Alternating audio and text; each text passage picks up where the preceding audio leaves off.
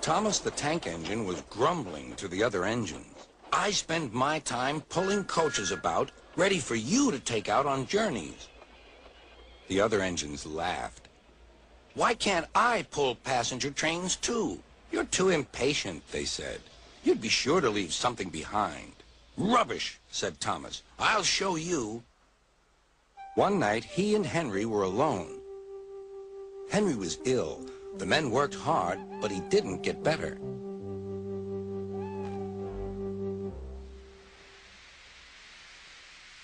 He felt just as bad next morning. Henry usually pulled the first train, and Thomas had to get his coaches ready.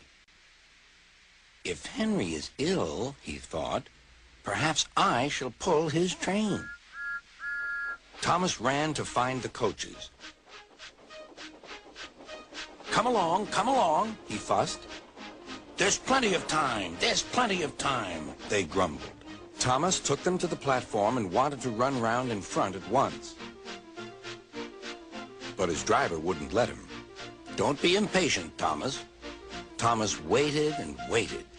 The people got in. The conductor and station master walked up and down. The porter banged the doors, and still Henry didn't come. Thomas got more and more excited. Sir Topham Hatt came to see what was the matter, and the conductor and station master told him about Henry. Find another engine, he ordered. There's only Thomas, they said. You'll have to do it then, Thomas. Be quick now. So Thomas ran round to the front and back down on the coaches, ready to start. Let's not be impatient, said his driver. We'll wait till everything is ready. But Thomas was too excited to listen. What happened then, no one knows. Perhaps they forgot to couple Thomas to the train, or perhaps the driver pulled the lever by mistake. Anyhow, Thomas started without his coaches. As he passed the first signal tower, men waved and shouted, but he didn't stop. They're waving because I'm such a splendid engine, he thought importantly. Henry says it's hard to pull trains, but I think it's easy. Hurry, hurry, hurry, he puffed, pretending to be like Gordon. People have never seen me pulling a train before. It's nice of them to wave. And he whistled. Beep, beep. Thank you. Then he came to a signal at danger. Bother, he thought. I must stop. And I was going so nicely, too. What a nuisance signals are. He blew an angry beep, beep on his whistle. The signalman ran up. Hello, Thomas, he said. What are you doing here? I'm pulling a train, said Thomas. Can't you see? Where are your coaches, then? Thomas looked back. Why, bless me, he said, if we haven't left them behind.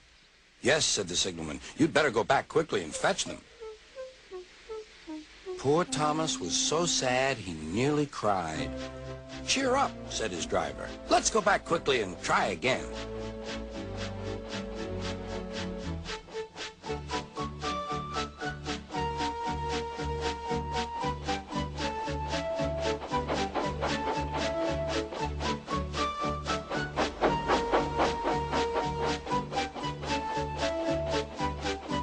At the station, all the passengers were talking at once.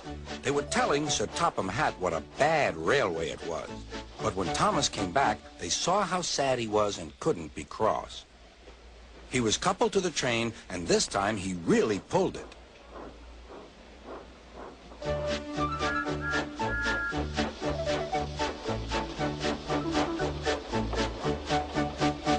Afterwards, the other engines laughed at Thomas and said, Look, there's Thomas who wanted to pull a train, but forgot about the coaches. But Thomas had already learned not to make the same mistake again.